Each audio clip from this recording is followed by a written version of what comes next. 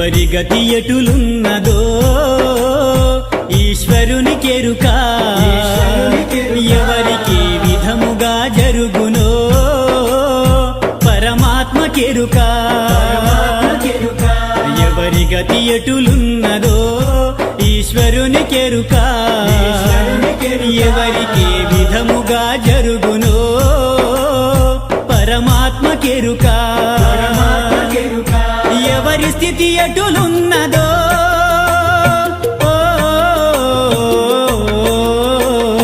ఎగసి ఎగసి పడుటే కాని అలవి కాదెవరికైనా హరిహర బ్రహ్మాదులైనా అనుభవించక తీరదు